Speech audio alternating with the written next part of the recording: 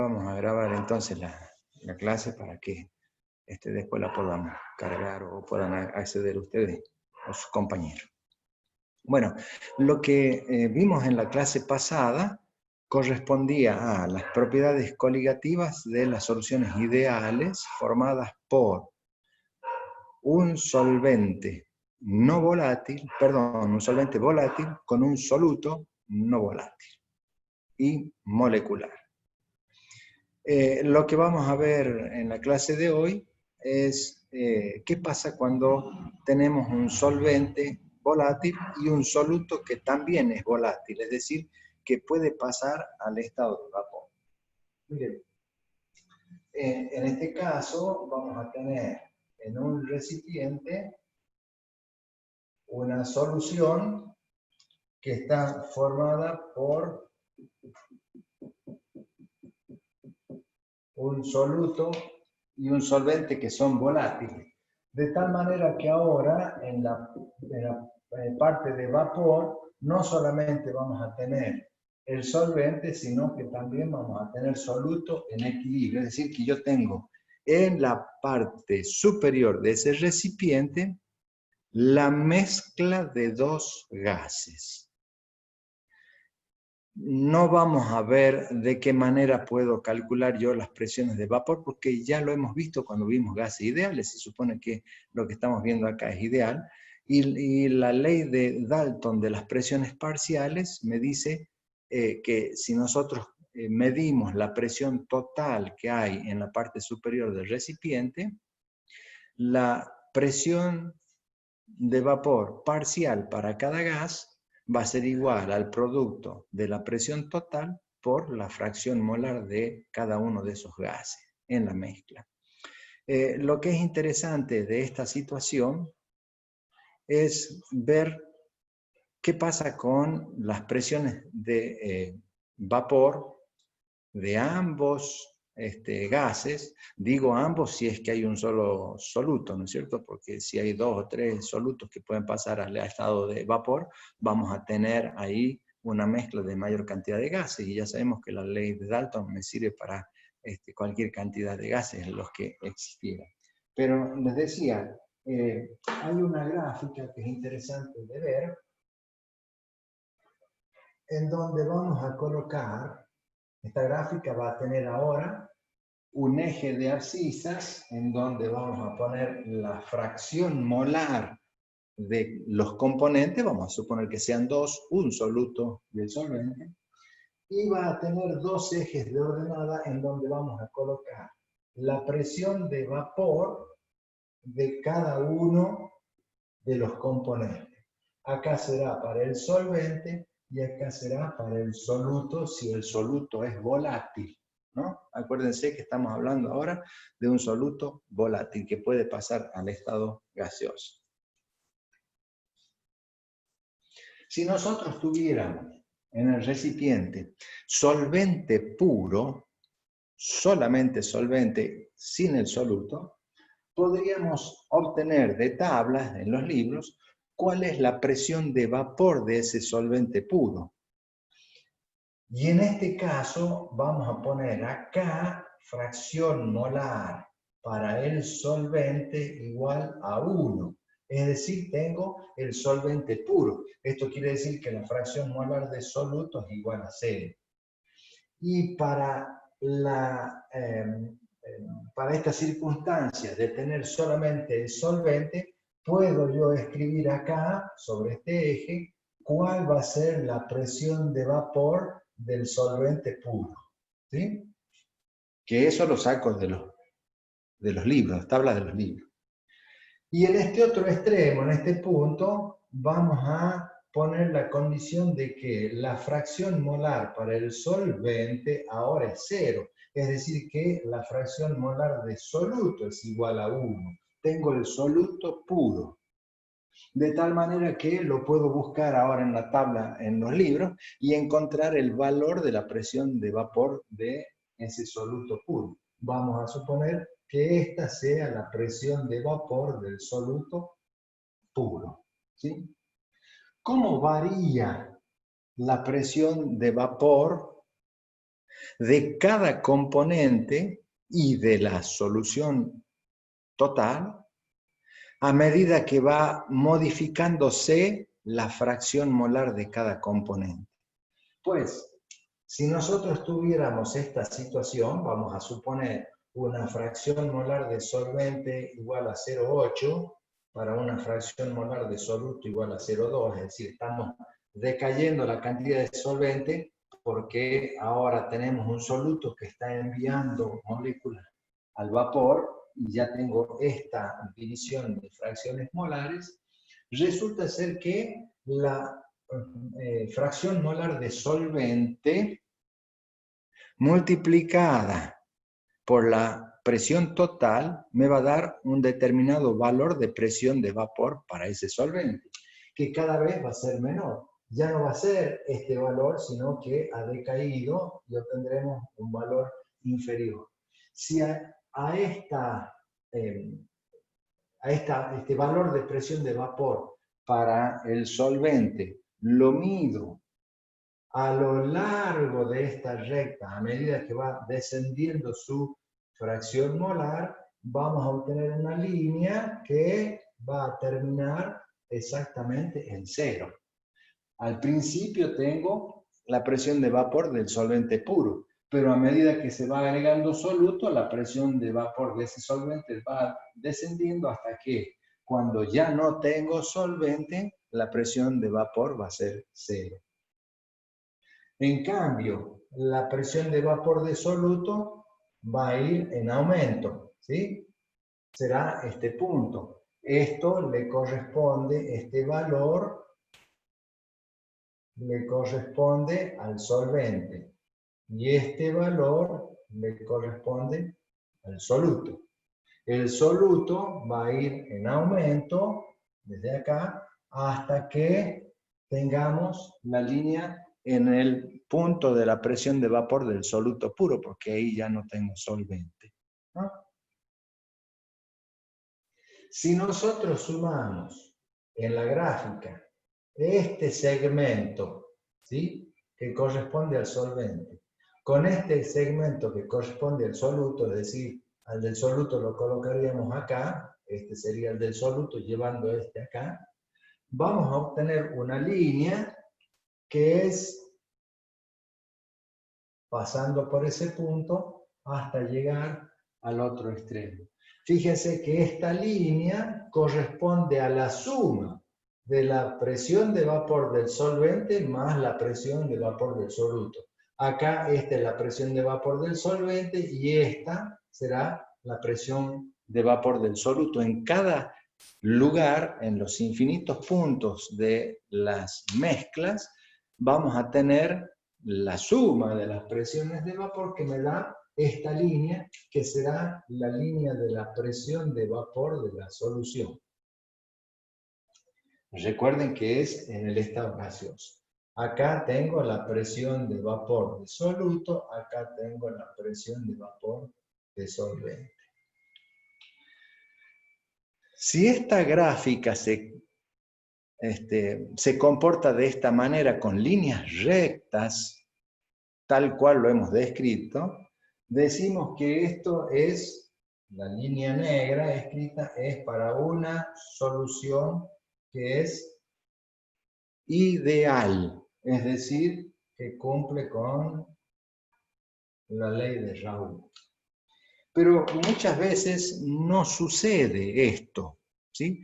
Es decir, la suma de las presiones de vapor, que es linealmente, esta línea que tengo acá, es la suma en cada punto de las dos presiones de vapor, a veces no tengo el resultado que uno espera en la idealidad, sino que se producen desviaciones a la ley de Raoult, porque a veces colocar un soluto en un solvente puede inhibir o puede aumentar la volatilidad de uno o de ambos elementos dentro de la solución. Es decir, inhibe quiere decir que no vamos a tener la disponibilidad para pasar a la presión de vapor, o aumenta, es decir, expulsa mayor cantidad de sustancia hacia el estado de vapor. De esa manera, cuando hay una desviación negativa a la ley de Raoult, esta curva toma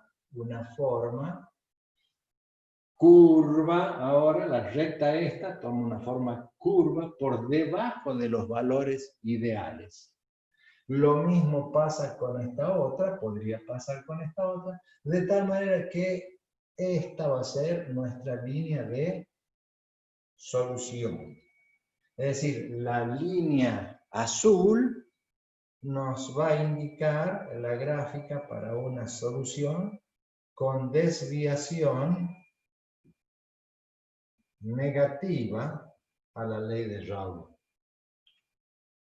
En cambio, si la interacción entre soluto y solvente tiende a hacer aumentar la presión de vapor, a expulsar mayor cantidad de soluto y solvente hacia el estado de vapor, estas líneas se transforman en una curva, pero por arriba de lo ideal. ¿Sí? Sería esta, entonces, en definitiva, la línea rojo para la solución con desviación positiva. ¿Sí? Es un poquito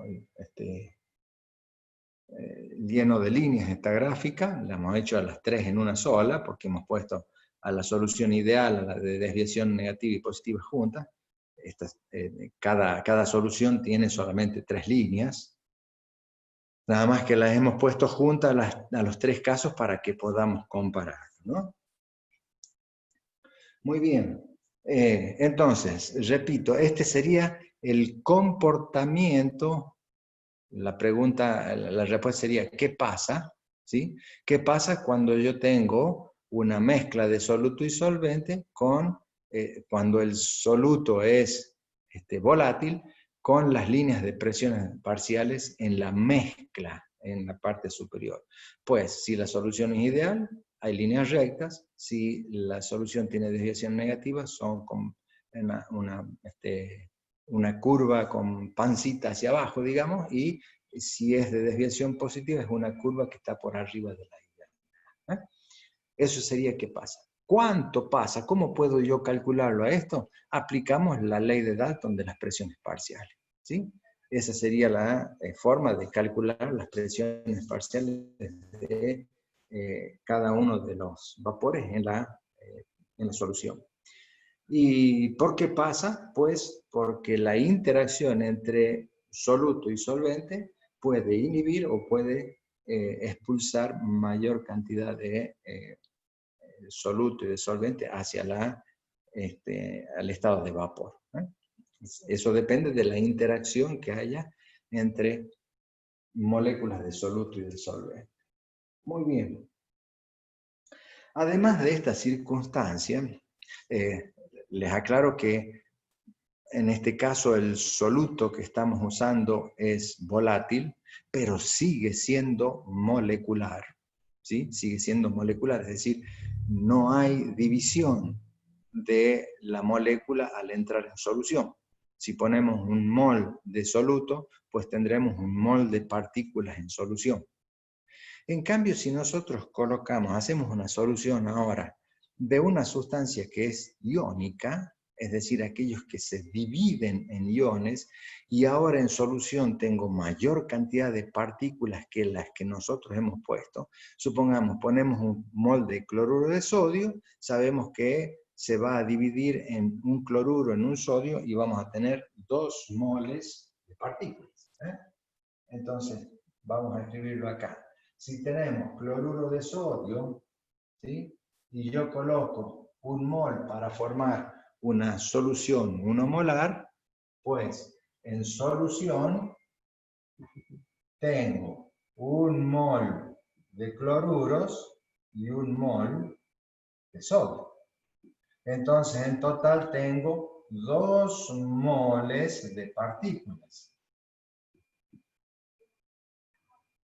Y lo que se espera es que las propiedades coligativas para esta sustancia, para esta en particular, se duplique. Es decir que, como no tengo un mol de partículas en solución, sino 2 moles, pues la molalidad se duplicó, entonces tendríamos que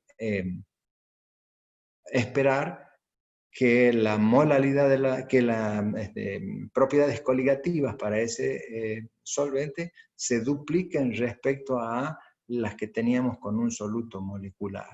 Pero no siempre es así, sino que la ecuación que vamos a utilizar nosotros para poder calcular a las propiedades en soluciones que tengan solutos que sean ionizables, va a depender del valor de concentración que llamamos osmolaridad.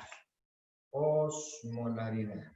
Que hace referencia justamente a la presión osmótica, ¿no es cierto? Osmolaridad. ¿Y qué es la osmolaridad?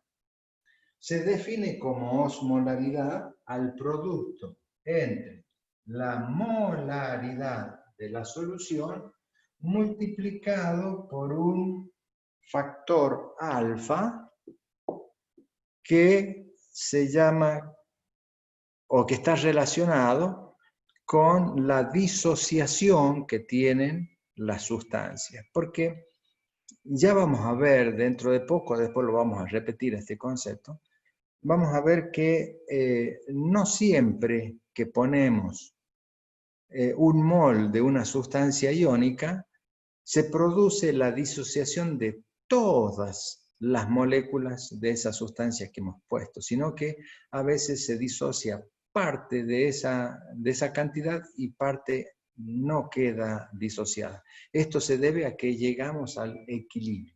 Cuando veamos equilibrio, ahí vamos a ver, vamos a repetir esto de la osmolaridad para que quede un poco más claro. Ese coeficiente alfa va a depender de n, que es el número de partículas que, perdón, alfa, acá hay un error, es I, así lo vamos a llamar, I es n por alfa, y se llama coeficiente de Van 't Hoff. A ver si leen acá. Lo voy a escribir. Van 't Hoff. ¿Sí? Coeficiente de Van 't Hoff. Este coeficiente es el que depende de alfa, que es el grado de disociación que tiene esa partícula. Y n es el número de partículas en que se divide cada molécula de esa sustancia iónica. Yo les decía, cloruro de sodio son 2 partículas, un cloruro, un sodio. Si tuviéramos sulfato de sodio, ya serían 3 partículas, porque hay 2 sodios y un sulfato. ¿Sí? Entonces, este N va a medir la cantidad de partículas en que se disocia esa sustancia iónica, y alfa es el coeficiente de disociación. ¿Cuánto de lo que nosotros agregamos se disocia hasta llegar al equilibrio? En función de eso, vamos a poder obtener el coeficiente de Van 't Hoff, que multiplicándolo a la molaridad, o sea que este coeficiente siempre va a estar entre el valor 0 y 1, ¿sí? Entre 0 y 1. Si el coeficiente de disociación es 1, es decir, se disocia completamente la sustancia, y estamos en el cloruro de sodio, 2 por 1 es 2, es decir, el coeficiente de Van 't Hoff sería 2, por lo tanto la osmolaridad es el doble de la molaridad. ¿Sí? Cada una de las sustancias va a tener su propio coeficiente de Van 't Hoff y, por supuesto, su propio alfa, su propio coeficiente de disociación, que habrá que buscarlo en tabla. ¿Sí? Ya cuando veamos equilibrio químico, entonces vamos a volver sobre esta nueva unidad de concentración, que la pongo acá un poco adelantándome para que veamos que en las soluciones no solamente tenemos estas unidades que hemos estado conociendo hasta el momento, sino que por la presión osmótica aparece ahora la osmolaridad, que es la que mantiene el equilibrio en organismos vivos como nosotros, ¿no es cierto? Todas nuestras membranas celulares son semipermeables, es decir, el agua puede pasar sin problema, no hay necesidad de gasto de energía para que pase el agua a través de nuestras membranas celulares, pero sí para otras sustancias. Y al haber esa semipermeabilidad en la membrana, se establece lo que llamamos presión osmótica, y toda el agua circula por dentro de los vasos sanguíneos. Si no tuviéramos nosotros diferencias de concentración entre el interior del vaso sanguíneo y el intersticio, es decir, la parte externa, pues nos llenaríamos de agua en lo que en la medicina llamamos edema. Esa hinchazón blandita que se da cuando el agua sale de los vasos sanguíneos y se establece en lo que se llama intersticio celular. Bueno, con esto fíjense que hemos hablado de una solución que tiene un solvente volátil siempre, pero en la clase anterior hemos visto para un soluto no volátil molecular. Hoy hemos visto para un soluto volátil molecular, y qué pasaría si ese soluto puede ionizarse, ¿no? Entonces, a las propiedades coligativas, de nuevo, ¿qué le interesa? No le interesa la concentración de lo que yo voy a poner, sino la concentración de lo que está en solución una vez que ya hemos armado la solución. Es decir, ¿cuántas partículas en solución tenemos? ¿Sí? Y una forma de calcular la cantidad de partículas es, si es molecular, pues es lo que indica la concentración molar. Si no, si es una sustancia iónica, pues deberemos sacar la concentración a través de la osmolaridad para conocer cuántas partículas hay en solución. Bien, lo que nos queda por ver de esta unidad es una serie de gráficos que se llaman diagrama de fases de soluciones, ¿no? Yo voy a repetir una gráfica que hemos visto y después vamos a volver sobre algunas otras gráficas que son muy importantes. Vamos a preparar la pizarra para empezar a ver las gráficas. Ustedes saben que las gráficas son importantísimas porque en la ingeniería dan un aporte muy valioso, todas las gráficas. Uno puede interpretar los fenómenos leyendo un gráfico, ¿eh? Así que por eso es que vamos a verlo a esto, y cuando veamos el diagrama de fase de las soluciones, muy sencilla, de soluciones muy sencillas, va a ser el puntapié inicial para que ustedes luego, en otras asignaturas, como por ejemplo conocimientos de materiales, puedan ver otros diagramas un poco más complejos, como el diagrama hierro-carbono, que es el de los aceros. Bien.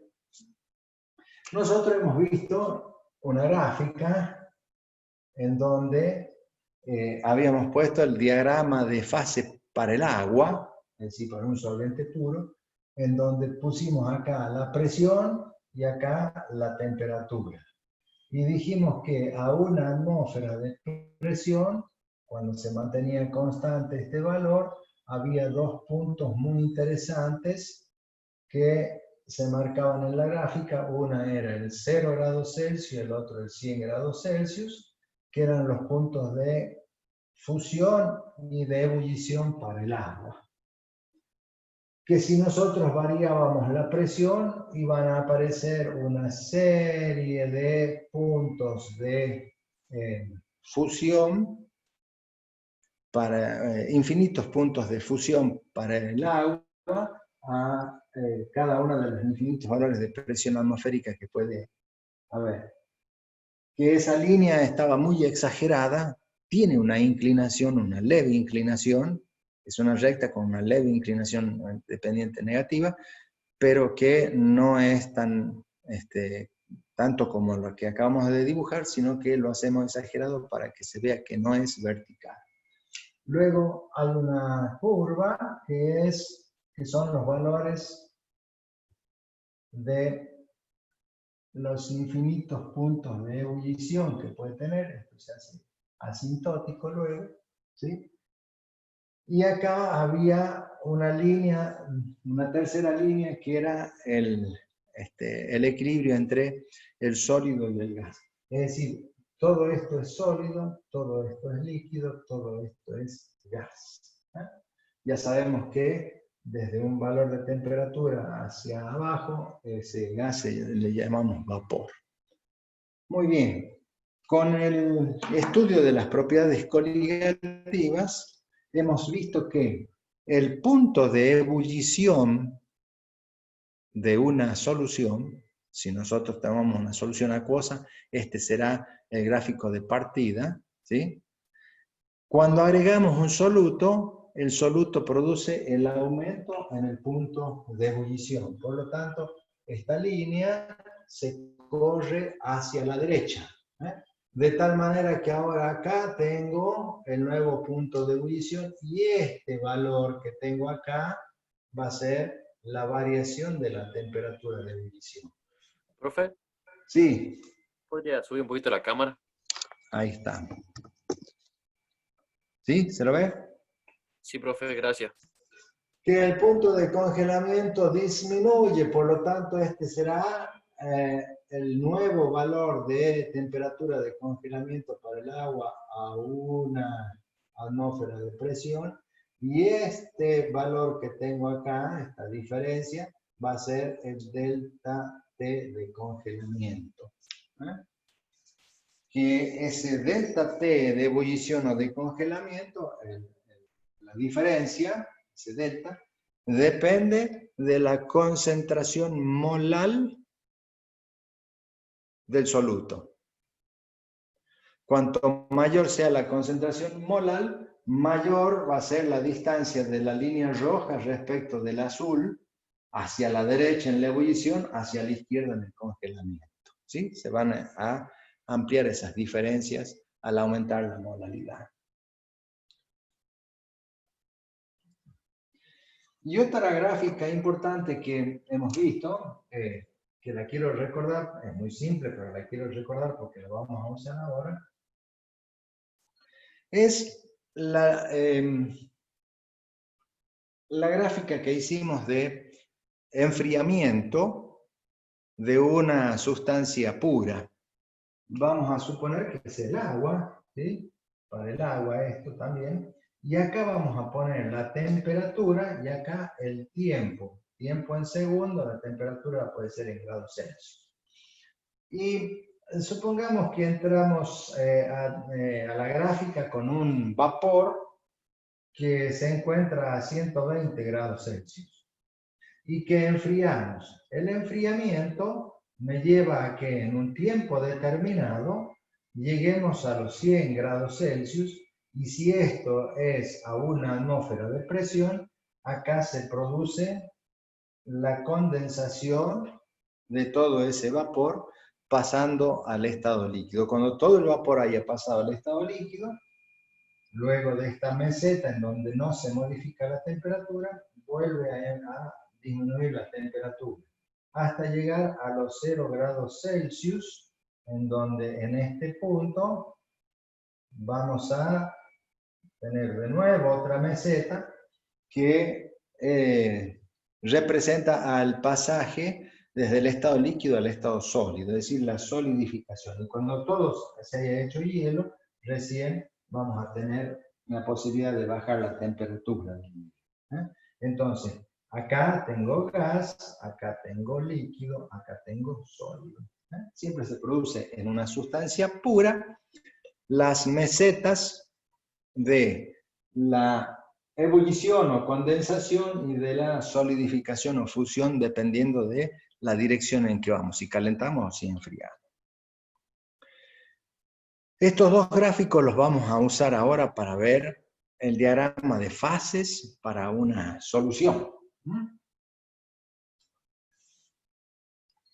Yo lo voy a borrar porque necesito la pizarra en su mayor extensión para que podamos ver y comparar los gráficos que vamos a hacer. Esto ya lo tenían, por eso lo borro porque ya lo han visto anteriormente. Y aquí vamos a ver si uso toda la extensión de la pizarra para nuestras gráficas. Vamos a poner una primera gráfica.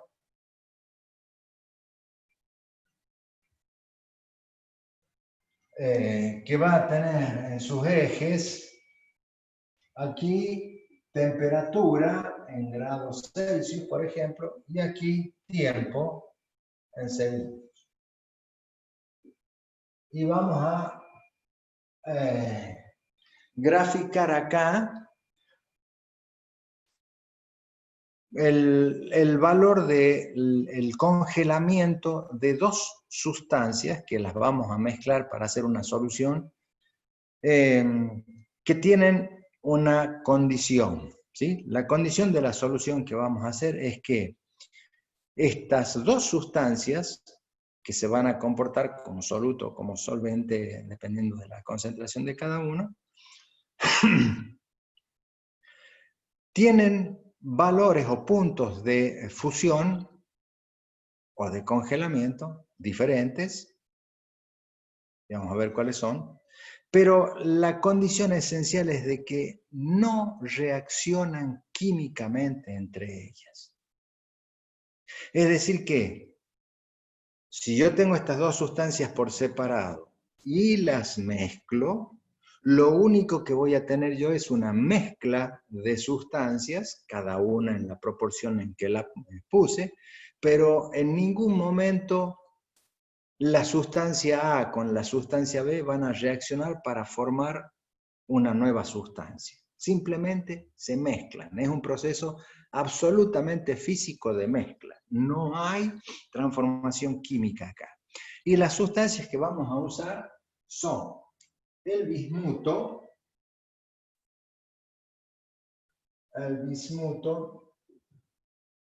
que tiene una temperatura de congelamiento de 273 grados Celsius,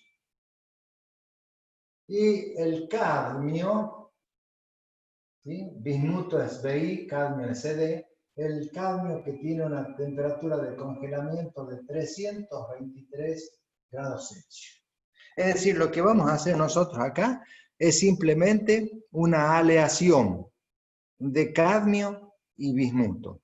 Cuando digo aleación, estoy diciendo esa mezcla va a tener una determinada proporción de cada uno de ellos y no va a haber reacción química entre bismuto y cadmio. El bismuto va a ser bismuto siempre sin modificarse, el cadmio lo mismo. ¿Sí? Muy bien. Por razones de economía de espacio, yo voy a colocar en esta única gráfica el diagrama de enfriamiento, de congelamiento, sería para ambas sustancias. Esto debería hacerse en dos gráficas, pero lo vamos a hacer en una para que no nos robe tanto espacio en el pizarrón. Es más, lo vamos a cortar, lo vamos a poner por acá nomás a la temperatura, al tiempo en segundos, y vamos a decir que si nosotros tenemos cadmio y enfriamos, cadmio líquido y enfriamos, cuando llegamos al valor de 323 grados Celsius, se produce la meseta de congelamiento para el cadmio, y una vez que todo el cadmio líquido ha solidificado, recién bajamos la temperatura del cadmio sólido. O sea que acá tenemos líquido y acá tenemos sólido. Lo mismo pasa con el bismuto, ¿sí? El bismuto, si lo tengo por arriba de los 273, es un líquido que a medida que le bajamos la temperatura, al llegar a los 273 se produce una meseta, y luego que todo ese bismuto es sólido, recién bajamos la temperatura. Es decir, por arriba de este valor tengo bismuto líquido y por debajo debajo de ese valor tengo bismuto sólido. En la meseta hay equilibrio de ambos. ¿Sí? Bien. Y ahora viene la gráfica tal vez más importante, que es la gráfica del diagrama de fases para la solución.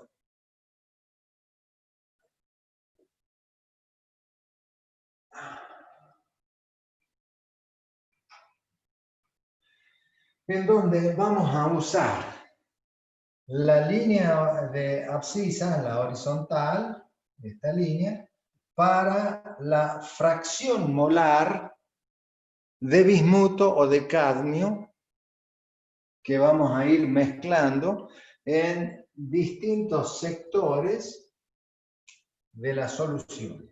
En este punto, en el inicio, vamos a poner la fracción molar de cadmio igual a 1. Es decir, la fracción molar de bismuto es 0. Acá no hay bismuto. Es cadmio puro en esta línea, en donde vamos a representar acá a la temperatura en grados Celsius. De tal manera que si tengo cadmio puro, yo sé que en esta línea, a esta altura, exactamente a esta altura, vamos a tener los 323 grados Celsius, que sería el punto de congelamiento de ese cadmio. Que si me muevo en esta línea, acá no está representando el tiempo, ¿no es cierto? Entonces, si me muevo en esta línea, a medida que vamos bajando la temperatura, cuando lleguemos a los 323, ahí se va a detener el proceso porque comienza el congelamiento. Y hasta que todo el líquido que tenía antes no congele, no voy a poder bajar la temperatura. Ahí estaría esa meseta, esa espera hasta que todo se congele, y una vez que se congele recién voy a poder seguir bajando la temperatura. Pero eso pasa solamente en esta línea en donde tengo cadmio puro. En el otro extremo tengo fracción molar de cadmio 0 en este punto, es decir, el otro eje, ¿sí? Que también lo vamos a tomar como temperatura. Y obviamente que acá el que está en su totalidad puro es el bismuto, ¿sí? Ahí tengo bismuto puro, por lo tanto, proyectando esta línea que tengo acá sobre esta gráfica, acá vamos a tener los 273 grados Celsius, que es el valor de solidificación para el bismuto. Fíjense que solamente tengo estos dos puntos, nada más. Pero, ¿qué va a suceder en un punto como este, por ejemplo? Vamos a ponerlo un poquito más acá. Suponiendo que esta línea que marco yo aquí, tengo una solución en donde la fracción molar de cadmio es 0,8 y la fracción molar de bismuto es 0,2. Y acá empieza el problema y la aplicación de lo que ya conocemos. Se ve bien la gráfica, ¿no? No hay problema. Sí, no, profe, se ve bien. Bien.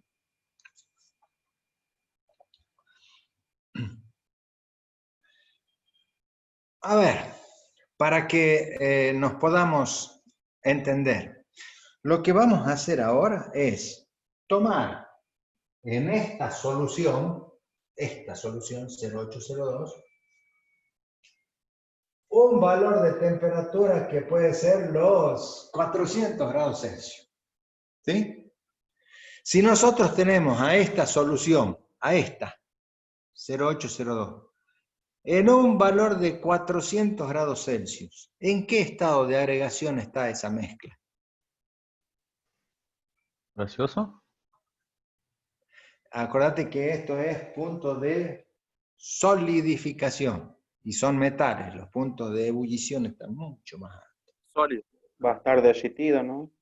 Va a estar líquido, ¿no es Líquido, cierto? ajá. Líquido.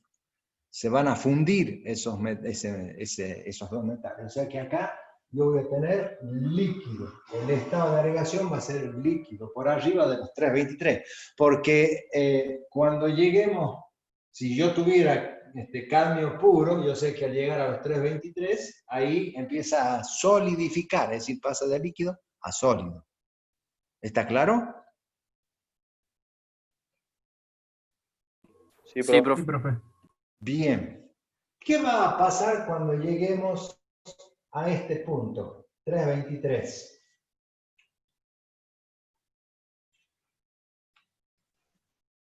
Va a estar sólido. Estar sólido, sí. Estoy en la solución, no estoy acá. Estoy en la solución. ¿Qué va a pasar a los 323 grados Celsius con esa solución?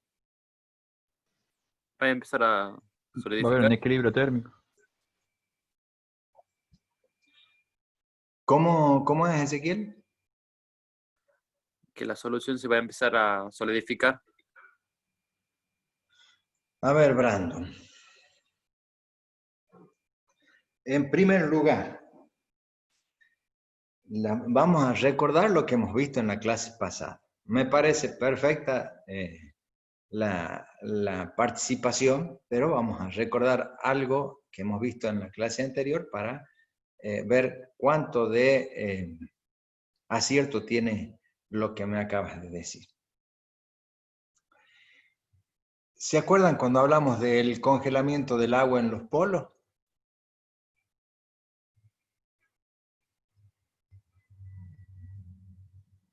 ¿Sí o no? Ya no se acuerdan de eso. ¿Se acuerdan cómo solidificaba el hielito en la heladera de la abuela?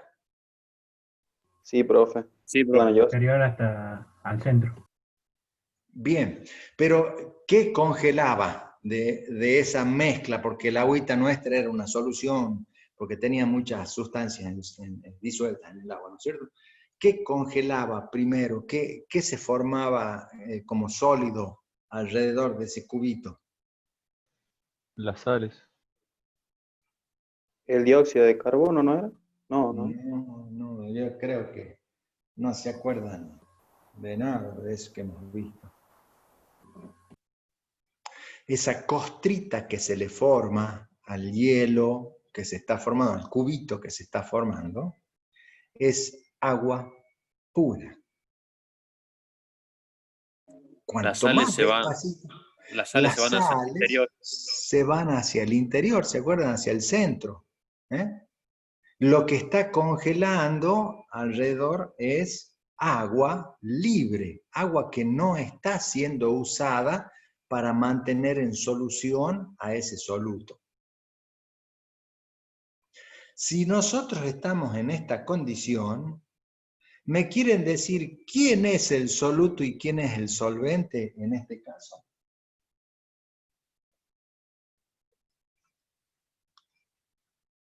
El cadmio sería el soluto y el bismuto el solvente.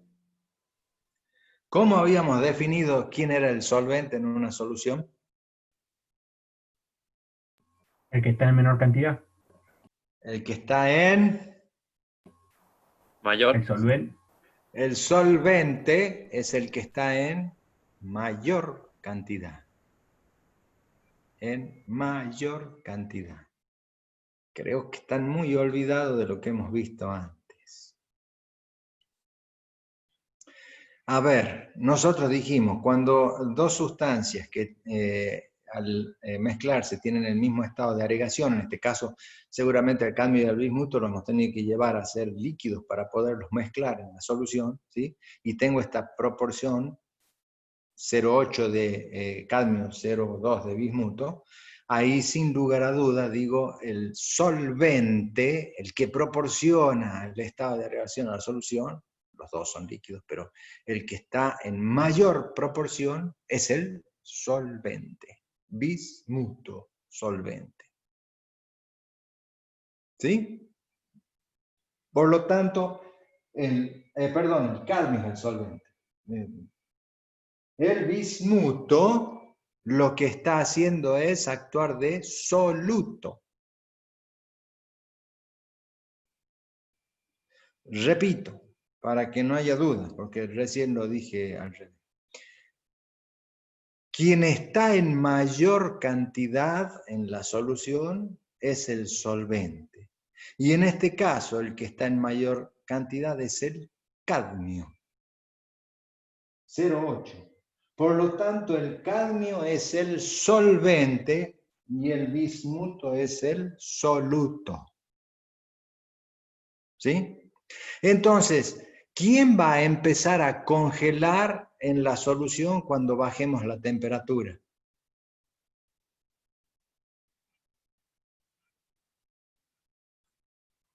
Piensen en el agüita con sal que hablábamos recién. Perfecto, el solvente, el cadmio. El cadmio es el que va a empezar a congelar. Y va a congelar el cadmio puro, aquel que no esté en relación con el bismuto. Porque para que el bismuto entre en solución, porque hace las veces de soluto, se rodea de moléculas de cadmio que lo mantienen en solución. Pero como hay exceso de cadmio porque está en mayor cantidad, todas esas moléculas de cadmio que están libres, sin relacionarse con el bismuto, son las que van a empezar a congelar cuando lleguemos a un valor de temperatura adecuado. ¿Cuál es ese valor de temperatura? ¿Los 323 que dice acá?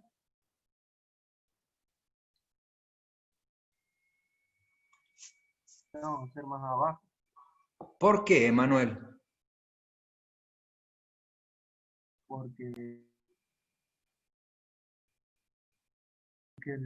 Porque el punto de ebullición bueno, es más, o sea, la temperatura es más baja.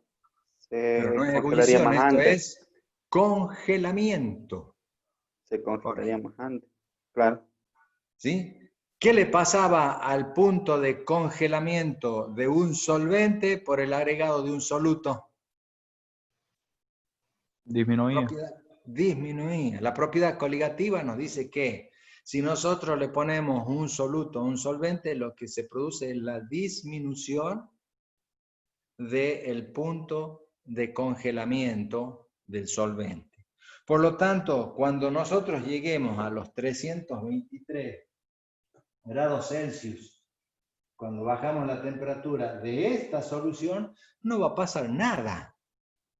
Va a seguir estando en estado líquido, porque ahora el punto de congelamiento es menor, ya que existe un 0,2 en fracción molar de bismuto en ese solvente, que le ha producido una disminución en el punto de congelamiento. ¿Estamos de acuerdo?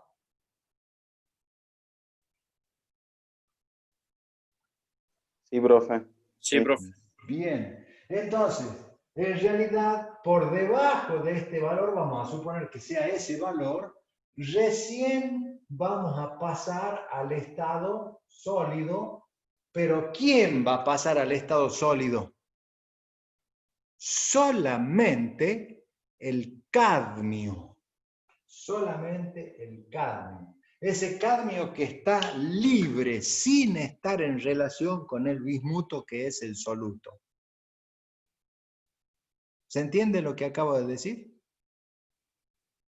El solvente va a empezar a...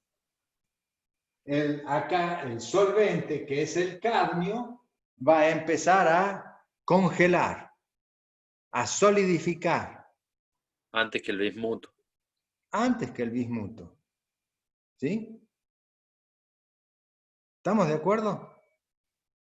Por lo tanto, inmediatamente debajo de este punto, vamos a tener cadmio sólido, que seguramente precipitará en ese recipiente. A ver, estamos hablando ya de un sistema heterogéneo, no tengo ya una solución, sino que tengo cadmio sólido, y el resto que es líquido, que es una solución.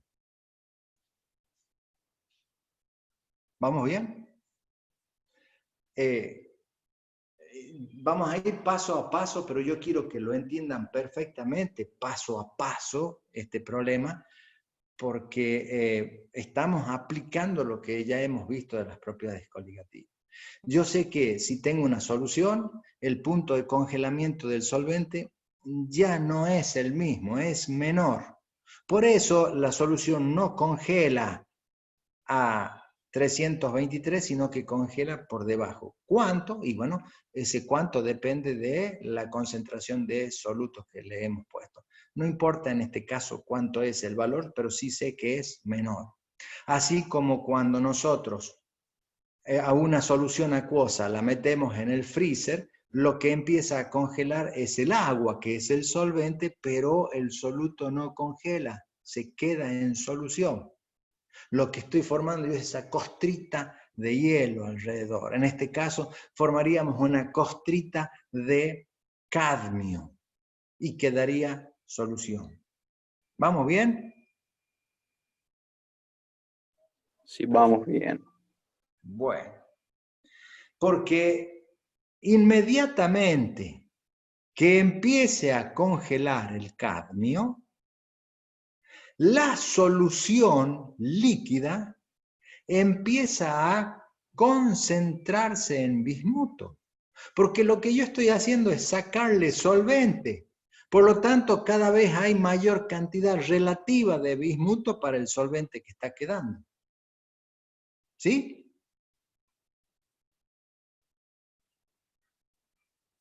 Si yo tenía 8 moléculas de cadmio y 2 de bismuto, y ahora saqué una molécula de cadmio, tengo 7 de cadmio, 2 de bismuto, o sea que la relación ya no es la misma y ha aumentado la cantidad de cadmio. Disminuye la fracción molar del solvente para aumentar la fracción molar de soluto. Y si la fracción molar de soluto aumenta, el punto de congelamiento de esa solución ahora es menor. Es decir, a medida que va congelando el cadmio y se va concentrando la solución líquida, esa solución va teniendo cada vez un punto de congelamiento menor. Y para seguir congelándola, para seguir produciendo cadmio sólido, debo seguir bajando la temperatura para volver a encontrar el nuevo punto de congelamiento. ¿Me siguen? ¿Qué va a pasar cuando lleguemos a este valor? Los 273 grados, que es el punto de congelamiento del bismuto.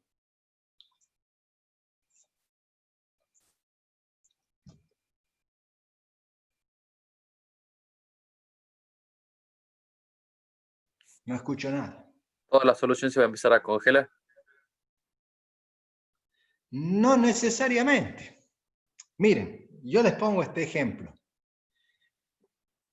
¿Qué punto de fusión tiene la sal común de mesa? ¿Pueden buscarlo y decirme que...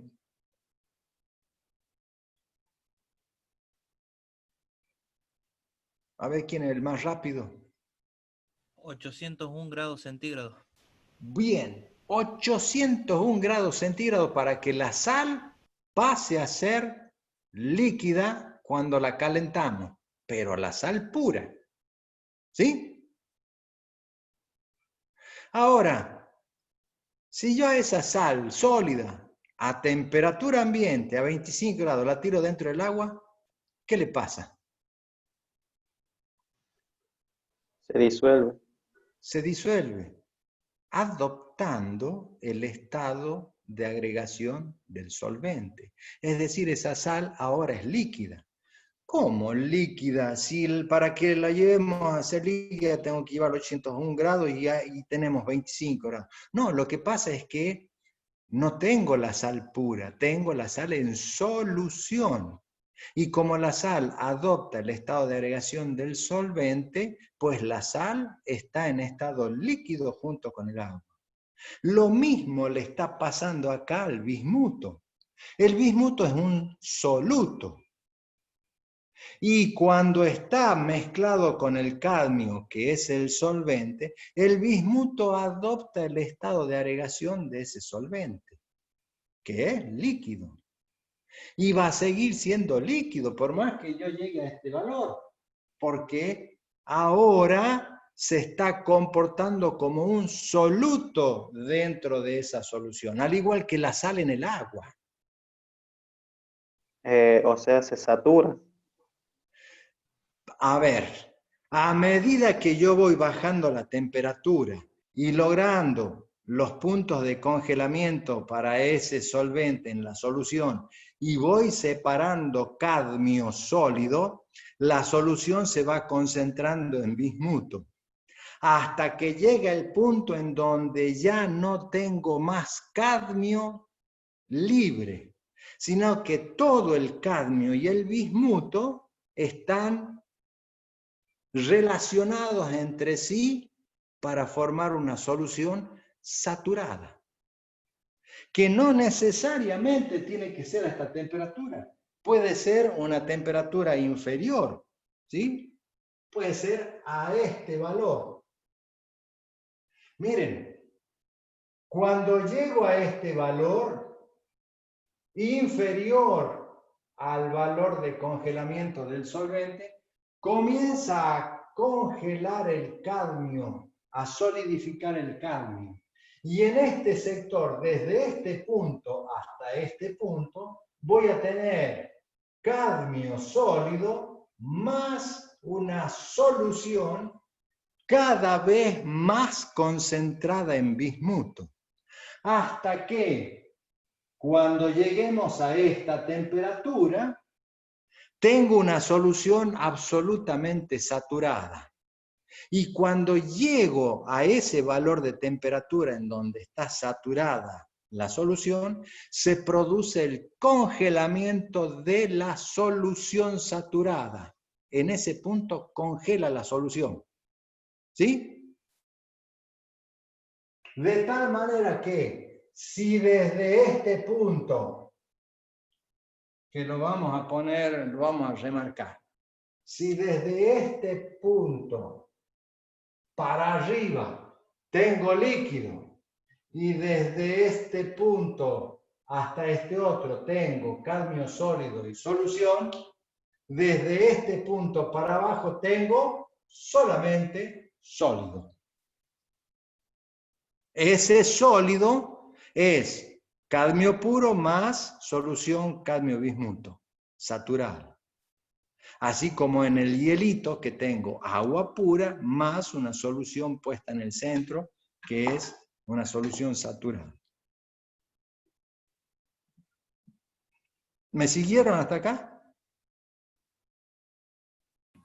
Sí, profe. Sí, profe. Bien.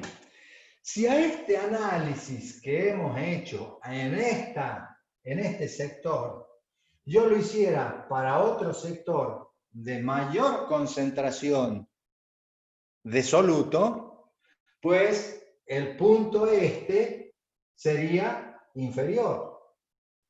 ¿No es cierto? Porque tengo mayor concentración de bismuto. A medida que me voy corriendo para allá, el bismuto se está concentrando, por lo tanto necesito mayor, o mejor dicho, menor temperatura, porque desciende el punto de congelamiento, para que comience a congelar la solución. ¿Se entiende eso? Cuando yo estoy en este punto, necesito este valor, cuando estoy en este punto necesito este más abajo, este más abajo. De tal manera que para las distintas soluciones que yo tengo, ¿sí?, se produce una curva de congelamiento que va siendo cada vez inferior la temperatura de congelamiento del solvente a medida que va aumentando la concentración de soluto. Y este punto donde he terminado yo coincide con este valor de temperatura. ¿Sí? Coincide exactamente Este punto coincide exactamente con este. Y ya les voy a decir por qué. Pero yo ya tengo acá discriminado que por arriba de esta línea, por lo menos en esta parte de la gráfica, por arriba de esta línea, yo siempre voy a tener líquido.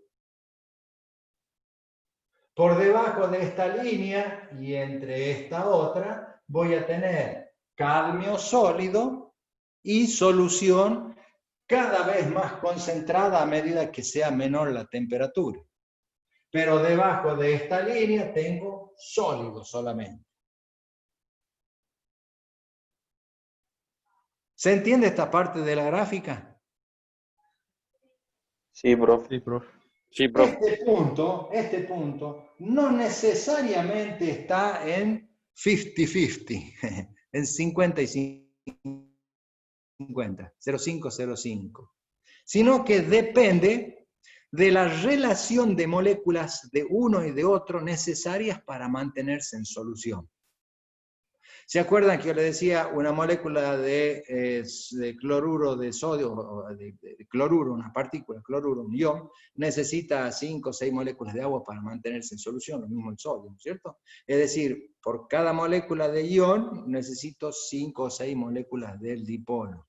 Bueno, acá hay otra relación entre bismuto y cadmio, y va a depender de esa relación que se mantenga cuando logremos la solución saturada. En la saturación, ahí vemos qué proporción de uno y de otro hay, o sea que este punto me estaría dando la concentración relativa de cada uno cuando esa solución está concentrada en el grado de saturación. Lo mismo que este punto. Es decir, a medida que yo voy bajando la temperatura por acá, la concentración se está corriendo hasta llegar en este punto a esta concentración, que es la de saturación. ¿Sí? Ahora analicemos un punto para este otro lado. ¿Sí? Es decir, en este punto la concentración de cadmio es 0,2 y la concentración de bismuto es 0,8. Ahora los roles han cambiado, porque el bismuto que está en mayor concentración ahora es el solvente. Y el cadmio que está en menor proporción es el soluto. ¿Sí? Allá pasaba al revés, en este punto el cadmio era el solvente, acá es el bismuto el solvente porque está en mayor proporción. ¿Sí? Y vamos a empezar nuestro proceso a este valor de temperatura y vamos a empezar a enfriar. ¿Sí? Acá siempre vamos a enfriar en ambos puntos. A ver, ¿qué va a pasar cuando nosotros lleguemos a los 323 grados Celsius con esa solución?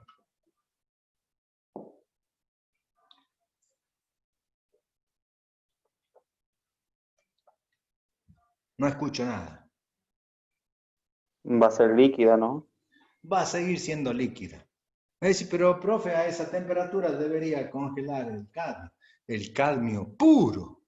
Pero ahora está actuando como soluto en una solución, así como a la sal en el agua. Y por más que yo baje la temperatura de los 850 grados a 25 grados Celsius, la sal en el agua sigue estando en el estado líquido, que es el que le proporciona el solvente. Por lo tanto, el cadmio en este caso, por más que puro congele a este valor en solución, sigue estando líquido porque está como soluto del bismuto. ¿Sí? Sigo bajando la temperatura. ¿Qué pasa cuando lleguemos a este valor de temperatura, los 273? ¿Qué le va a pasar a la solución?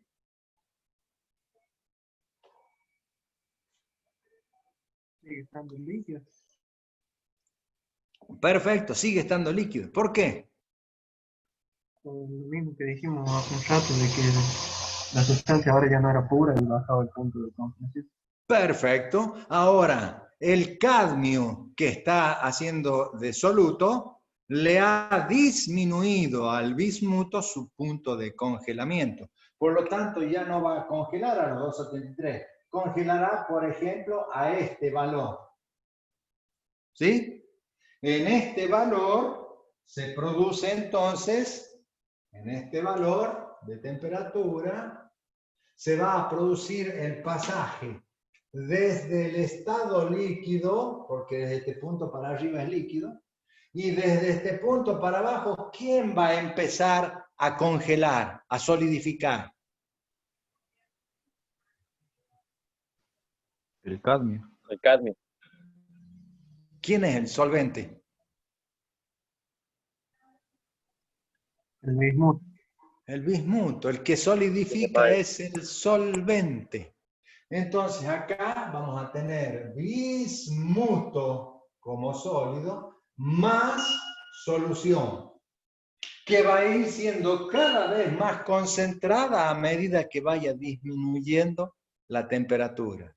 ¿Hasta qué punto va a disminuir, va a aumentar la concentración de la solución? Hasta que lleguemos al valor de saturación, que es exactamente el mismo para cualquier punto de esta recta. Es decir que acá voy a tener el punto de solidificación de la solución. Desde esta línea para abajo y entre esta línea yo voy a tener bismuto sólido cada vez más a medida que vaya bajando y una solución cada vez más concentrada en cadmio hasta llegar al valor de concentración de la saturación, en donde se va a producir el congelamiento. Por lo tanto, debajo de este punto tengo sólido puro.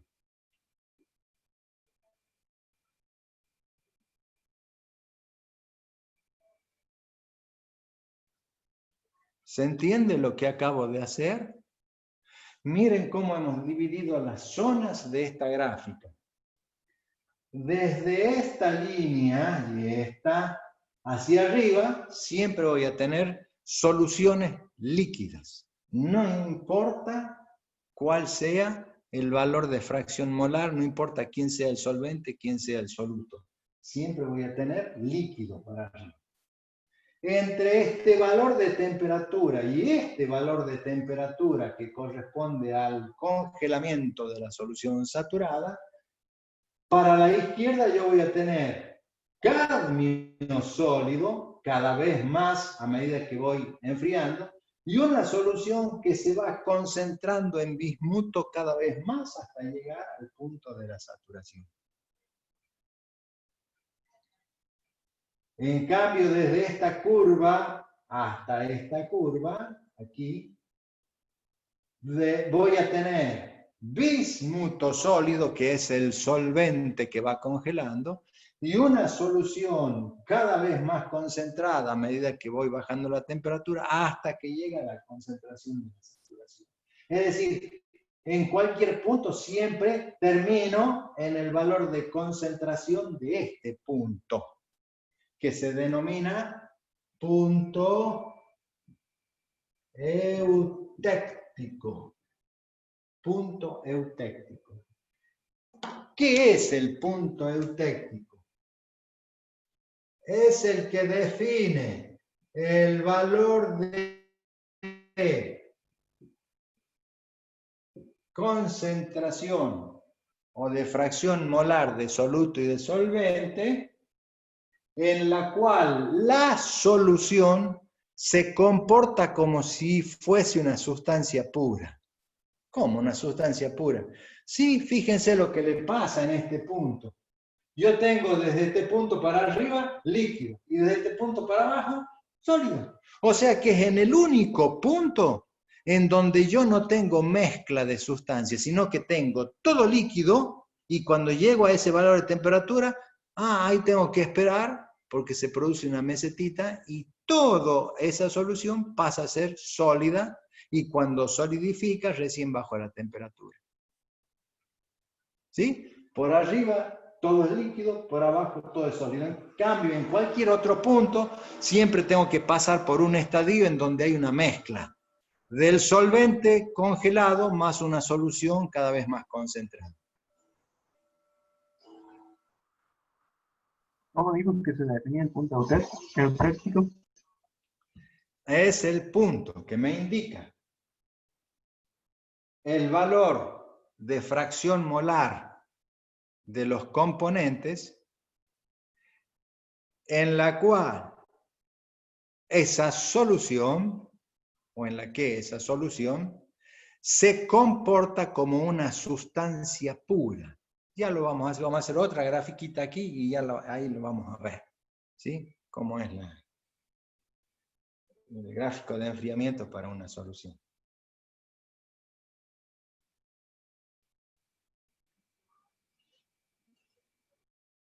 Me interesa sobremanera que ustedes puedan entender esta gráfica. Cuando nosotros tenemos esta gráfica en libro y alguien me pregunta ¿cuánto tengo de concentración en este punto? ¿Sí? Que he marcado yo acá. Pues se puede hacer por lo que se llama regla de las palancas, que ya la van a ver en este conocimiento de materiales. Puedo conocer yo el valor de concentración de cada uno de los puntos para una determinada temperatura. Cada gráfica me está dando la posibilidad de decidir a qué temperatura tengo que llevar una solución o una aleación para tenerla líquida, y en el sólido o en la mezcla, a cada temperatura, cuánto es la concentración de soluto y de solvente. Miren, yo les digo, si yo tuviera esta solución, ¿sí? ¿Qué temperatura necesito yo para tener líquida esa solución? Bueno, con que lleguemos por arriba de este punto ya es suficiente. Y uno va a decir, bueno, pero la llevemos por arriba a los 323, lo llevamos a 340 y seguro está, sí, sí es cierto. Es cierto eso. Yo puedo llevarla a 600 grados Celsius y seguro que va a estar líquido. Pero eso significa platita. Díganme la menor temperatura a la cual yo tengo que elevar para tenerla líquida, porque no pienso gastar un peso más. ¿Sí? No quiero gastar más energía para llevarla a cualquier valor de temperatura. Si a mí me dicen que con esta temperatura, por arriba de ese punto, ya está líquida, pues llego hasta ahí, listo, ya la tengo líquida y con eso logré lo que yo quería. No tengo que gastar más. Y eso puedo hacerlo a cualquier valor de concentración de la solución. Y si estoy en el punto eutéctico, esa va a ser la menor temperatura que tengo que llegar para que tenga líquida a esa solución. ¿Se entiende lo que estoy diciendo? Por eso es tan importante el diagrama de fase, ¿cierto? Entenderlo el diagrama de fase para poderle sacar provecho. Como ingeniero, el ingeniero tiene el conocimiento, pero cuida el bolsillo. Y eso se hace por tabla, profe, o sea, viendo... Claro, para eso sirven estas tablas, para eso sirven estas gráficas. Porque nosotros, o sea, que trabajan en minería encuentran el material puro, sólido, tendría que ser o no. Y bueno, de ahí ellos buscan un punto de, ¿cómo es? De líquido o de ebullición para poder hacerlo líquido el material. Ah, pero al mineral. Claro, ajá. Sí, sí, bueno, pero esa es otra cosa. Ya ahí tengo que buscar la forma de separar, eso es separación de un metal determinado del mineral de origen de la mina, ¿no es cierto? Acá, y eso se puede hacer por reacciones químicas también. Por ejemplo, cuando nosotros necesitamos el hierro en un alto horno, lo que hacemos es, al hierro lo obtenemos en un mineral bajo la forma de óxidos, ¿sí? Y entonces tenemos que llevarlo a hacer hierro metálico en el alto horno. ¿Y qué hacemos? Bueno, le insuflamos por la parte de abajo del alto horno monóxido de carbono, oxígeno pobre en realidad, y por arriba le tiramos el mineral, ¿sí? Con ese oxígeno pobre reacciona con carbón, que le tiramos junto con el mineral, se quema el carbón, produce monóxido de carbono, reacciona con el hierro para reducirlo al hierro. El carbono se va a pasar a dióxido de carbono y el hierro se va a reducir a metal, y en el fondo de ese recipiente vamos a sacar ya metal. Dejó de ser óxido para ser un metal. Esta reacción que nosotros hacíamos antes, el hierro más oxígeno me da óxido, ahora la hago al revés. El óxido me da hierro más oxígeno. ¿Sí? El oxígeno reacciona con el monóxido para eliminar dióxido de carbono, que no contaminemos el ambiente, y el hierro, el óxido de hierro se transforma en hierro, que lo retiro por abajo, se llama arrabio. ¿Sí? Ya cuando vean el alto horno, ahí lo van a ver. Y por arriba del arrabio queda una costrita, que es la escoria, que se saca por otro lado. Eso no sirve para nada porque no tiene hierro. Por eso se llama escoria, algo que no sirve.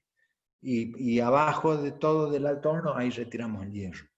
Pero es una reacción química. Lo que yo estoy viendo acá, en este caso particular, es puramente físico. Lo único que estoy haciendo es disolver dos sustancias para formar una solución, con la condición de que esas dos sustancias no reaccionen químicamente. Ya vamos a ver enseguida qué pasa si hay reacción química.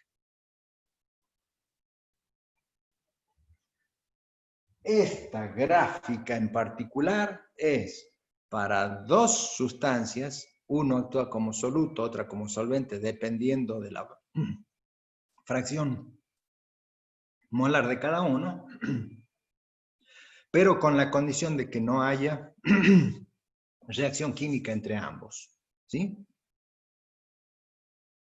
Ya vamos a ver qué pasa cuando hay reacción química. Lo que sí me interesa es que veamos la última gráfica que está relacionada con esto, en donde vamos a poner de nuevo acá la temperatura, como venimos haciendo, pero acá de nuevo el tiempo en segundo, es decir, una gráfica como esta. Y vamos a tomar como ejemplo a esta solución. Al punto A esta solución, es la que vamos a graficar acá. Nosotros empezamos con esta temperatura, ¿sí? Esta, dijimos.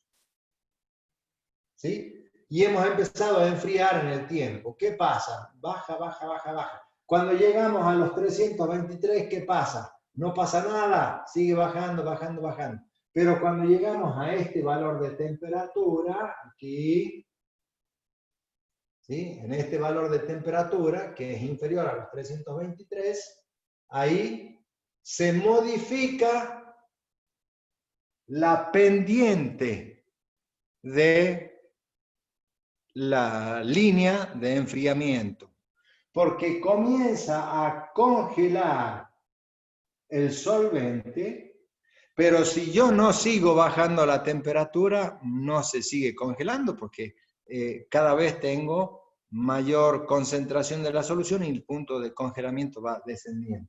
Entonces acá se produce un cambio en la pendiente hasta que llegamos a este valor de temperatura. En este valor de temperatura, ¿qué sucede? Se produce una meseta, porque es este punto, el eutéctico, y después que toda la solución haya congelado, recién vamos a bajar la temperatura. Entonces tengo esta parte de la gráfica, vamos a...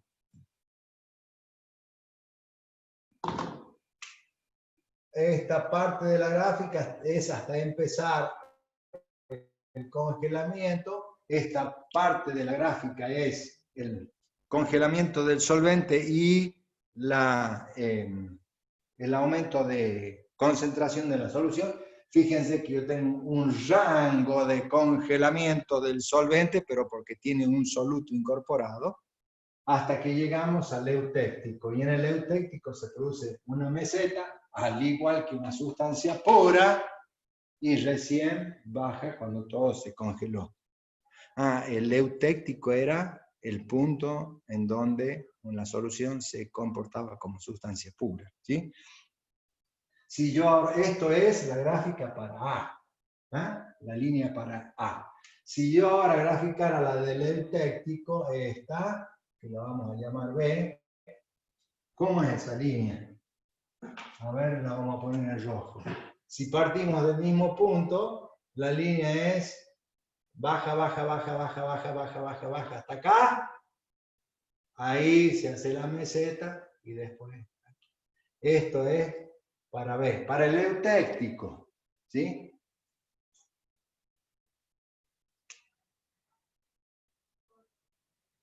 Igual que esta. Baja, baja, baja, baja, hay una meseta y después baja. ¿Se dan cuenta la diferencia?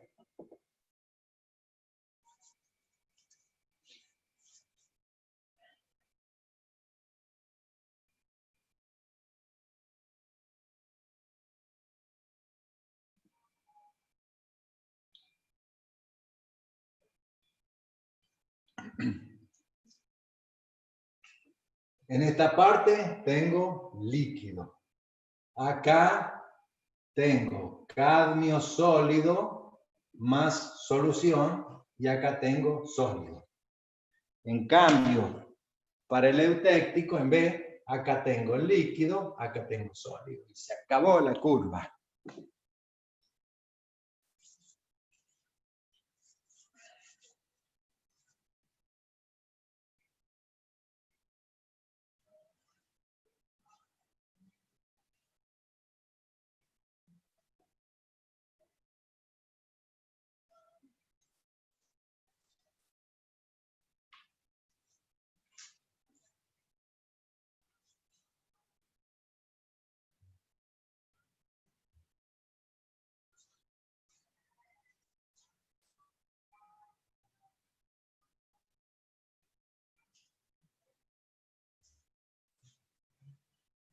¿Vamos? ¿Alguna pregunta para hacer? Miren que esto lo van a necesitar. Después viene, en segundo año, viene el ingeniero Sobre y les pregunta, ¿han visto diagrama de fase para las soluciones? ¿Y qué les contestan ustedes? No, no hemos visto nada. Profe de química ese no enseña nada, no, nunca, nada. ¿Eh? Me hacen quedar mal después con el ingeniero Sobre.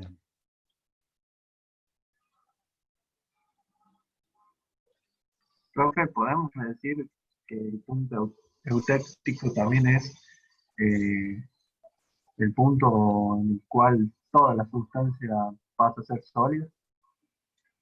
Toda O sea, la solución pasa del estado líquido al estado sólido en un único punto de solidificación. bien.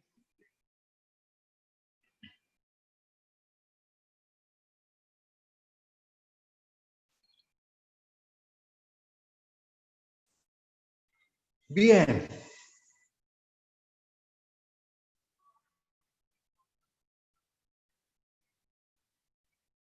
Lo han copiado, le han sacado la foto, la impresión de pantalla, todo. Puedo borrar y que sigamos porque nos está quedando poco tiempo. Sí, profe, por mi parte. Sí, profe, puede Ya la seguir. copia. Bien.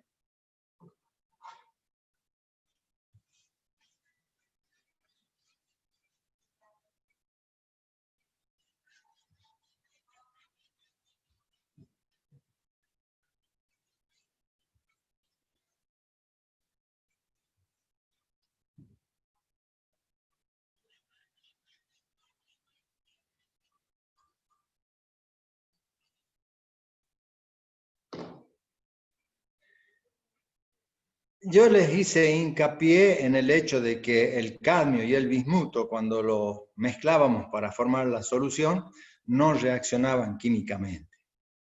Pero, ¿qué pasa si al mezclar dos sustancias, A y B, tienen reacción química?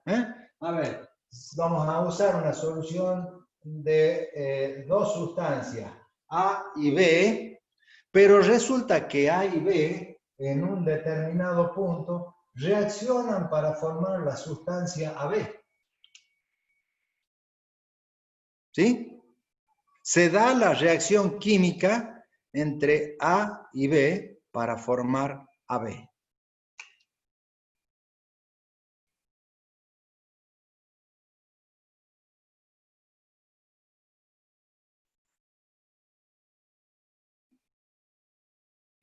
Vamos a suponer que la sustancia, el resultado, en realidad es de fórmula AB2.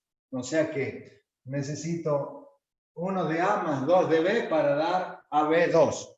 Es una fórmula cualquiera, esto es una ecuación que representa, vaya a saber qué elementos, pero que tienen esta reacción mediante esa ecuación. Y esta es nuestra gráfica que va a representar el diagrama de fases de la solución que yo tengo cuando mezclo A y B.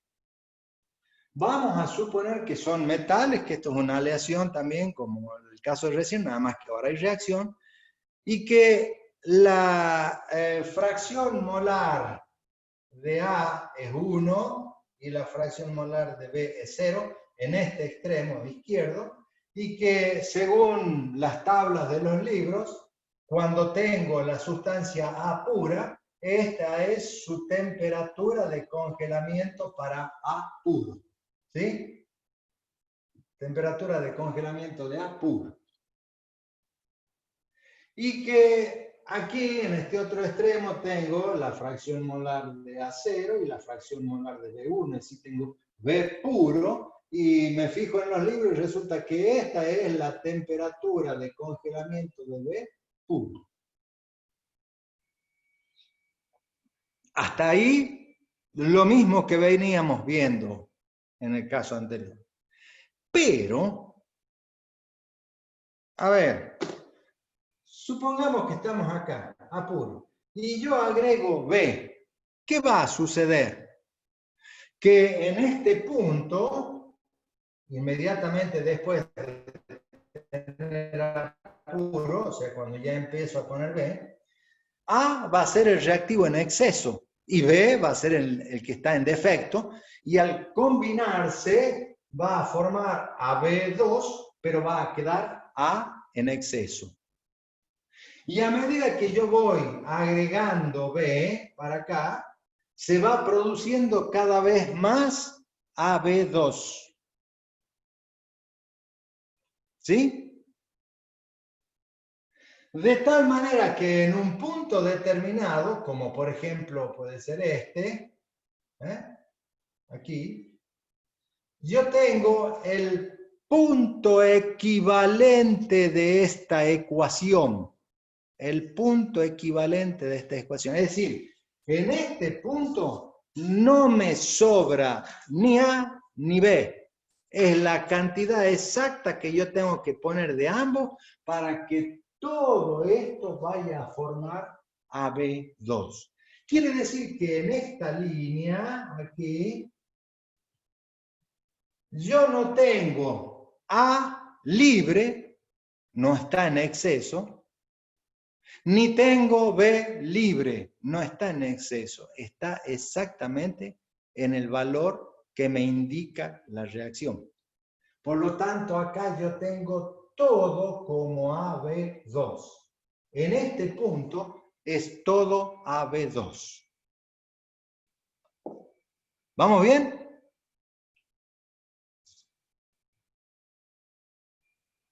Sí, profe. Entre esta línea y esta línea, acá tengo A puro y acá tengo AB2 puro, ¿sí? Voy a tener un diagrama de fases. A esta sustancia la busco en tablas y me dicen, el punto de congelamiento de esta sustancia es acá. Esta es la temperatura de congelamiento de AB2 cuando está puro. ¿Sí? Entonces, yo ahora a mi gráfica la dividí en dos. Acá cuando tengo A y AB2, y acá cuando tengo AB2 y B. Resulta que aquí tengo una gráfica de este tipo, y acá tengo el eutéctico para esta parte, y acá tengo una gráfica de este tipo, que no necesariamente tengo que llegar al mismo punto, ¿sí? Vamos a suponer que es así, y acá tengo otro eutéctico para esta otra gráfica. ¿Se dan cuenta que cuando hay una reacción química aparece en el intermedio esa sustancia pura en un punto determinado que es el punto de equivalencia y ahora la gráfica se me divide en dos? Y si reaccionara AB para formar una sustancia que se llame A2B, es decir, distinta de AB2, pues la gráfica se me dividirá en 3 o en 4, depende de la cantidad de sustancias que se me formen químicamente con esas dos sustancias. Imagínense para el cloro y el oxígeno, cuando teníamos 4 componentes distintos. Si yo tuviera cloro acá, oxígeno acá, y en el medio aparece el anhídrido hipocloroso, el anhídrido cloroso, el clórico, el perclórico. ¿Sí? Si pudiéramos hacer esta gráfica, obtendríamos tantos puntos eutécticos como pares de sustancias voy obteniendo yo a medida que las distintas fracciones en molares van indicando los puntos de equivalencia de la reacción. ¿Qué es lo que sucede cuando tenemos el diagrama hierro-carbono? Porque cuando el hierro puro, el radio de hierro puro, o hierro blando, le llamamos el hierro dulce, le agregamos carbono para formar acero, Bessemer, ¿sí? Al agregarle el carbono al hierro, el hierro con el carbono reaccionan químicamente, pero no forman un solo compuesto. Son distintos compuestos que van a formar el hierro y el carbono. Entre ellos tenemos la ledegurita, la ledegurita, la perlita, la cementita, la ferrita, es decir, hay muchísimas sustancias que podemos obtener a distintas concentraciones de carbono, fracciones molares de carbono, o a distintas temperaturas incluso. Por eso ustedes van a ver un diagrama hierro-carbono que tiene pero muchísimas líneas, puntos eutécticos y eutectoides que ya el profe de conocimiento de materiales les va a enseñar perfectamente. Pero ese diagrama hierro-carbono se va a entender mucho mejor si ustedes pueden entender cómo formamos estos diagramas de fases de soluciones para sustancias que no reaccionan químicamente o que sí lo hacen para formar ya diagramas con muchísimas más líneas. ¿Han visto alguna? Sí, Manuel. Acá no se tiene en cuenta la velocidad de enfriamiento, sí. ¿La velocidad de? Enfriamiento. No, la velocidad no. El diagrama de hierro-carbono es un diagrama de este tipo y acá no figura el tiempo. ¿Sí? El tiempo tiene incidencia y es un proceso posterior que se llama tratamiento térmico del acero, que cuando nosotros llevamos a ese acero a una determinada temperatura para formar, por ejemplo, cementita que le da dureza al acero, y a ese acero lo enfriamos de golpe para que quede la cementita dentro de la configuración de ese acero, decimos que el acero está templado. ¿Sí? Es cuando nosotros calentamos el acero a una determinada temperatura, está con mucha cementita y lo metemos en aceite frío, por ejemplo, y se enfría de golpe ese acero y entonces queda la cementita dentro de ese acero y ese acero va a ser muy duro y se lo puede afilar una cuchilla, ¿no es cierto? Se puede hacer una cuchilla de ese acero porque no se va a desgranar, va a mantener el filo la cuchilla, pero ¿qué pasa? Va a ser frágil. Yo al cuchillo lo tengo que saber usar porque si quiero hacer palanca con ese cuchillo se quiebra, se rompe, ¿no es cierto? En cambio, si nosotros hacemos un recocido, el recocido es, lo pongo al acero en el horno a una determinada temperatura y apago el horno y lo saco o lo dejo enfriar dentro del horno. Y el revenido es cuando lo saco del horno y lo dejo enfriar a temperatura. Es decir, depende de la velocidad de enfriamiento que yo tenga, cuál va a ser la estructura química que predomine dentro de ese acero. Eso es otra historia, se llaman tratamientos térmicos, que ya lo van a ver también en la próxima asignatura que tengan. Necesitan de estos conocimientos para ir a esos otros, ¿no? La correlatividad está entre química y conocimiento de material. Ustedes tienen que conocer la química para después poder entender el conocimiento de los materiales. Lo que nos interesa acá, en este caso, no es velocidad porque no figura el tiempo en esta gráfica. En esta gráfica lo único que figura es la temperatura y la fracción molar de la mezcla. Y eventualmente la formación de compuestos intermedios de acuerdo a las fracciones molares que mezclemos los reactivos si hay una reacción química.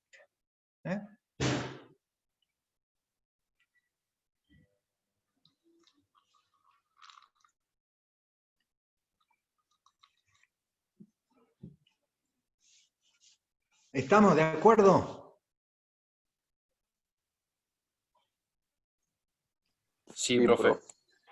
Bueno, chicos, esta clase de hoy es importantísima, es una de las que electromecánica les va a dar mucho uso. Los civiles también, porque también van a estudiar el diagrama hierro-carbono, lo usan para resistencia de materiales, así se llama la asignatura que tienen ellos.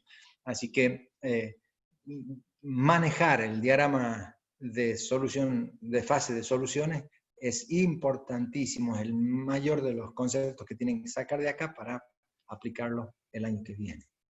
¿Profe?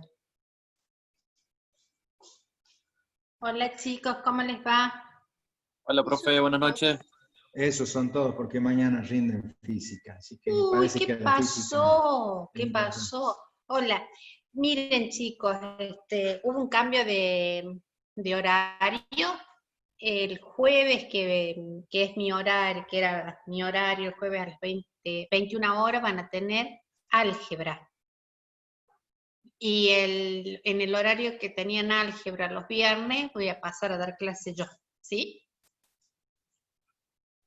Sí, profe. Ya Perfecto. el ingeniero Páez comunicó. Perfecto, muy bien entonces. Un gusto. Estudien mucho entonces para Profe, ¿ese sí. horario es fijo hasta fin de año? Sí, es fijo. Sí, es fijo. El 2 de septiembre está planificado el próximo parcial, en donde vamos a tomar los temas de estructura atómica, tabla periódica, propiedades periódicas y gases. O sea, y estado de agregación. Recuerden que este viernes lo que vamos a ver es lo que nos queda de gases, que es hacer algunos ejercicios de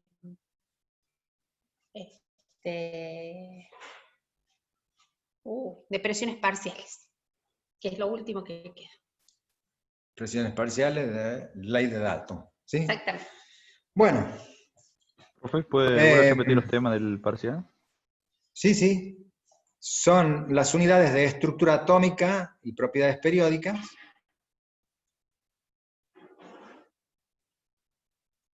Uniones químicas.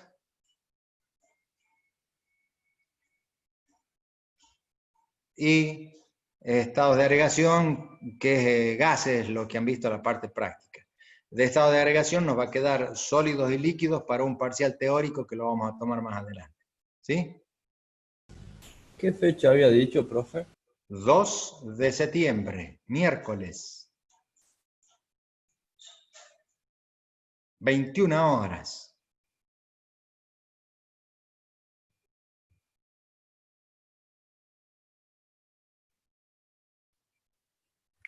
Profe, Sí, Daniela. ¿me podría decir qué horario es el viernes? ¿Qué horario del viernes, Marisa? 18:30, que es el horario de álgebra. Gracias, profe. Bueno, ¿alguna pregunta para hacer?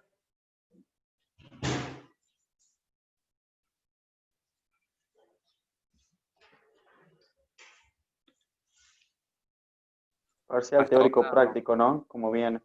Sí, como hemos hecho en el parcial anterior, van a tener que contestar el cuestionario y enviar luego un archivo con las respuestas correctas para la teoría y un archivo con la resolución de los problemas prácticos que lo pueden hacer por WhatsApp o por el campus. ¿Y qué temas serían de la práctica? La práctica y la teoría son los mismos temas, Franco. Siempre se toma práctica y teoría. Si es teórico-práctico el parcial, la teoría se corresponde con la práctica. ¿Sí? Sí, sí. Repito, es teoría atómico-molecular, o sea, estructura atómica, con tabla periódica, o sea, las propiedades periódicas, ¿no? Uniones químicas y de estados de agregación, el gaseoso, los gases ideales. La parte de sólidos y líquidos va a quedar para un parcial teórico solamente, que es de promoción para más adelante. Ya le vamos a poner la fecha y va a ser esos dos temas más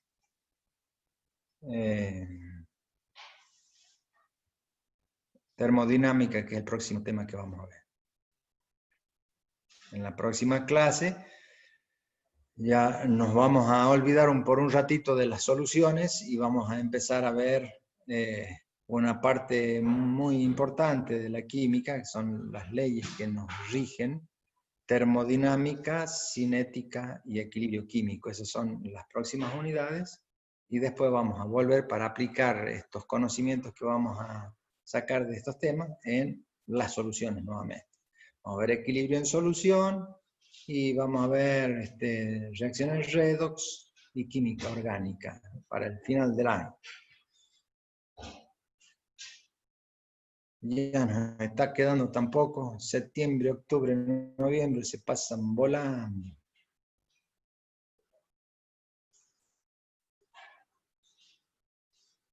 Ya estamos en el baile ya. Oh, ya no queda. Y nos vamos a pasar todo el año en cuarentena, parece. Ay, Dios mío, que gente que no entiende que no tiene que andar en la calle, ¿no?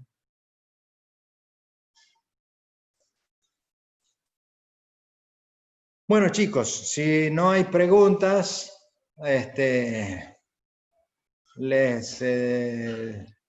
nos han quedado unos minutitos de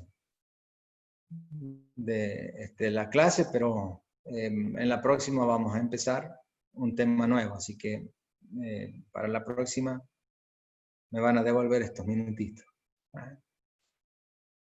Nos estamos viendo, si Dios quiere, el martes de la semana que viene para empezar ya la unidad de termodinámica.